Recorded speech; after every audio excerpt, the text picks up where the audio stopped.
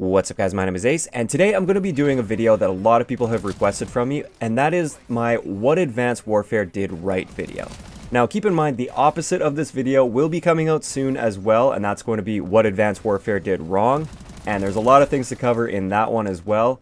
And just keep in mind, as I'm going through this commentary, I'm trying my hardest to focus on all of the positive things. Even a lot of the things that I like, that I say I like in this video, there's a lot of negative sides to that specific topic that I like.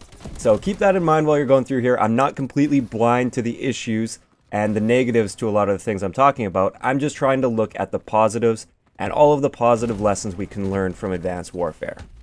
Let's get into it.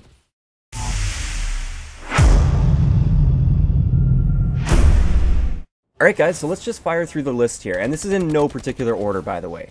So the first thing I have here is base gun balance. So without the variants, if there were no variants in the game, I feel the base gun balance is actually quite good in this game. Every gun is very viable against all of the other base guns. Like even if you look at the BAL or the ASM-1, they're still a little bit on the powerful side if you're just looking at the base variants. But you can actually tell a big difference between using like the best variant of a gun versus using the worst variant of a gun. As you guys can probably tell if you guys have been watching my best versus worst series, where I take the best variant of a particular gun and put it up against the worst variant. In most cases, there is a massive difference between the best and worst variant, and this affects balance quite a bit. This really throws a wrench in balance. Without any of the variants, I think the guns would be balanced almost perfectly. Of course, a few little tweaks could be made, but it would have been much more balanced in my opinion. So next up, I have the EXO movement. And don't get me wrong, there's a lot of issues that the EXO movement caused, and I feel like this is a big reason why Advanced Warfare flopped for a lot of people. But overall, just the feeling of the EXO movements is very intuitive. It was very easy to just pick up the controller and pretty quickly know what you're doing as far as boosting around, dashing, dodging. There's definitely a level of mastery with that, but at the same time, anybody can pick up the controller and learn how to double jump and dash relatively quickly without too much of an issue. And this is something that I feel like they did a really good job on. The EXO movements do feel quite smooth, and they do add a certain fun factor to the game as well. And I definitely see myself coming back to this game over the next couple years, just every once in a while, just because I'm going to miss that fun factor of jumping around like a madman and turning on people while doing a crazy double jump and having a lot of those really fun, fast moments. That's something that I really did enjoy with this game, but it also caused a lot of problems, but we're not talking about that today. Next up, I have the graphics. This is the first COD to me that feels like a truly next-gen COD. When you look at the difference between the Xbox 360 version and the Xbox One version, or PS3 versus PS4 version, it's night and day. Like, it is amazing. It doesn't even look like the same game. The graphics on the next-gen consoles and on PC are incredible, in my opinion, at least for a Call of Duty game. I know there's better-looking games out there, but for Call of Duty, I think they did an awesome job with the graphical integrity of the game. Moving on, I have map design here. Now, at least map design on paper. There's definitely issues with the map design relating to the EXO movements, but if you look at the map design, I really like the variety of map design first off. So there's a few linear maps, there's also some of the more rounder kind of maps where the flow of the map is more in a circular pattern rather than straight back and forth in a linear fashion. So there's great variety there. There's variety in the locations and the different themes and just the feeling of the map. I think there's great variety in that. Like, you can be at night in Santorini, Greece, or it can be a really bright day. You can be on some rooftop, and I believe it was Korea on Green Band. Really bright colors, really vibrant colors, totally different size and feel and flow to the map. And I really like that variety with Advanced Warfare's maps. Another thing I like with the map design is they went a little bit more towards the Treyarch route, where things seemed to be a little bit more planned out. So there were different power positions, and there were always counters to those specific power positions, and everything seemed to make sense, at least for a classic Call of Duty. Now, the EXO movement kind of threw a wrench in a lot of this, but we're focusing on the positive today. And I really like that it wasn't more geared towards the Ghost style map, because in Ghosts, it basically just felt like they took an open field and then they just threw a bunch of junk all over it and said, there you go, use that as cover. Good luck. Whereas this definitely seems to be more planned, a little bit more esports oriented in my opinion. and I feel like they did a lot of things right with the map design. Next up on my list, I have customization. Now, I feel like in some ways they did take it a little too far. I really don't like the super cartoony and completely out there unrealistic type customization. I don't like the clown masks and all of that really weird stuff, the Kraken exo and helmet. I think that kind of takes away from the game, for me at least. I know a lot of the audience, more specifically the younger audience, really like that kind of stuff, and I can see why they put it in there, but I really do like that there was so much customization in this game. There was so much to choose from. You could basically make your character look like whatever you wanted them to look like. For the most part anyways. Of course you can't make like custom outfits or anything, but there was a lot to choose from. And it's not like anything we've really seen in Call of Duty before. Like Ghosts had a little bit of customization. They actually really pushed customization for the first time. Like pushed it as far as they did anyways. And the Ghost customization was kind of good. One thing I at least liked about that is it was a little bit more grounded in reality. But with Advanced Warfare, there was so many options to choose from, and I like that about a Call of Duty game. Next up, we're getting back towards the gameplay-oriented things, and that is this game didn't feel quite as melty as games like Ghosts. Now, there's still those times where you get absolutely destroyed, and there was no time to react whatsoever. I'm talking more specifically when you get killed by like an Insanity or a Bal Inferno or something like that. A lot of times there's just no chance to react. You're just dead. And it's like, what just happened? I just died instantly. But it didn't happen all the time. And this really encourages people to push out and move around the map, I think. This combined with the exo movement and everything. And I really like that. This was really geared towards the aggressive players that wanted to push out, wanted to be aggressive. And it actually rewarded that style of play, rather than encouraging you to hide in a bush somewhere, because if you push out, you might just get shot in the back and die instantly before you can even react to it. And as you guys can probably tell, I'm talking about Ghosts when I'm talking about all of that. With Advanced Warfare, it encouraged you to push out, be aggressive, and implement that exo movement. And I feel like that is a lot more enjoyable and fun style of play, rather than hiding in a bush waiting for somebody to walk by. Moving on to the next thing that I like that they basically brought back, it's not like something they introduced for the first time, but something they brought back was the medals and the relatively detailed combat records. I know it's not quite near the level of a Black Ops 1 combat record where you could look at every little minute detail, but at least you could see a lot about your character, your playstyle. You could collect medals, you could see what kind of medals you were getting, you could work towards certain medals like those multi-kills and fury kills, all that kind of stuff. I find that to be really enjoyable. It is a nice addition for a game to have that kind of stuff in the game. And I was really happy that they kind of brought that back from Treyarch style games. The next thing I want to talk about is just a bunch of additions that they made that I really liked that were brand new to the franchise.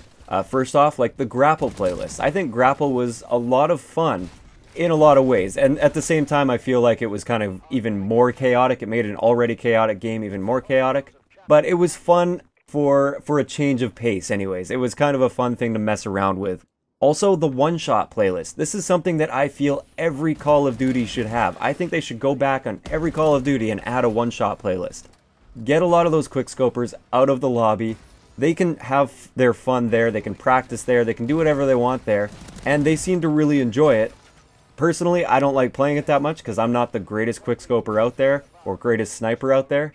But it is kind of nice knowing that it is getting rid of a lot of those quickscopers from your lobby, because not a lot of people like playing against quickscopers, and not a lot of people like having quickscopers on their team.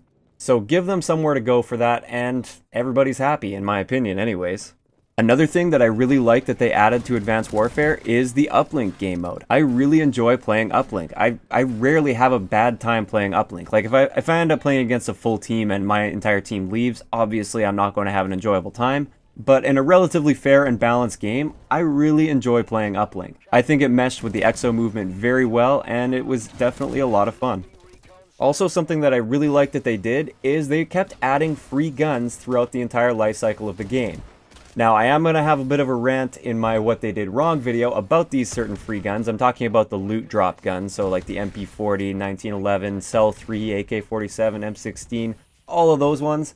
They kept adding new guns, which is kind of cool. I know they recycled a lot of assets, so a lot of them sound exactly like other guns in the game. Like they just reuse the sounds and change up some stats, and they change up how it looks. but at least it's something new and exciting. When the game is starting to get stale, you have something new and exciting that you get to use, and I like that these new guns kept you coming back for more. Moving on to the next thing, I think they did DLC quite well in this game. Like, I'm talking about DLC maps anyways.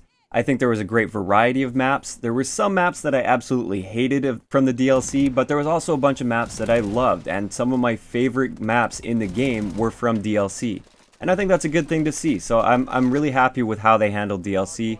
A lot of them had really interesting and unique little features and characteristics on the maps. So, for instance, I think it was Overlord had the one with the big purple things that you can shoot. That was kind of an interesting dynamic. It changed the way you play it and everything. There was the odd map-specific streak thing, so there's like the Super Serum on Site 244, which I think was kind of crazy overpowered, but it was something, again, when that map comes up, it's that one unique thing that you get to work towards, and it only happens every once in a while. Like, it's not like you're playing that map every single game or anything like that. It just pops up every now and then. So I think they handled DLC quite well, and I really like that. Another thing that's unrelated to all that DLC talk and everything is competitive. I feel like this game was very enjoyable to watch in a competitive environment. I actually enjoyed watching the really high level players, like the top tier players. I really enjoyed seeing how they used the exo movement, how they worked as a team, their crazy reaction time and all the crazy moves that they were able to do, all the crazy things they were able to pull off, and I think that was very exciting. Now, I know there was a lot of problems with like their ranked play game mode and everything like that, but this is a positive commentary, so we're not going to talk about that. Moving on to something that isn't even related to multiplayer, that is the zombies. I feel like the Exo Zombies was actually very well done. I feel like they took a lot of really good things from Treyarch. They kind of stayed true to the general feel of zombies from the Treyarch games, while adding their own little twists. So they added their exo movement, they added the infecting, like you get infected by a zombie and you have to go over to the, the thing. You can tell I don't play a whole lot of zombies, but you have to go over to the thing and uninfect yourself or whatever that is. They added their own little perks and stuff, and the way you had to turn on the power for different machines and all of that. I feel like they did very well with zombies, and for the little bit that I did play zombies, I definitely enjoyed myself with Advanced Warfare's take on zombies. So finally, this is going to be a controversial one, and I am definitely going to be talking a lot more on the negative side of this, but there is some positive thing we can learn from supply drops. I think supply drops, to an extent, can be a good idea, but hear me out on this. I don't think supply drops should ever have any impact whatsoever on in-game statistics of anything.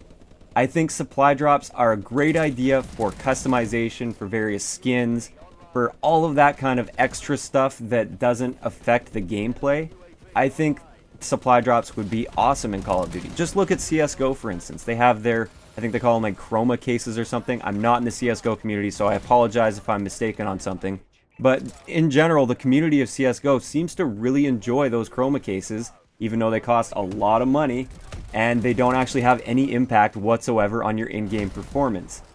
I wouldn't mind having a system of supply drops for purely customization and skins, and having super rare items and stuff that people can gamble for if they want to gamble. I'm not a gambler myself, but I know it brought a lot of people back for more, and it would still be exciting to earn those supply drops if you can still earn them.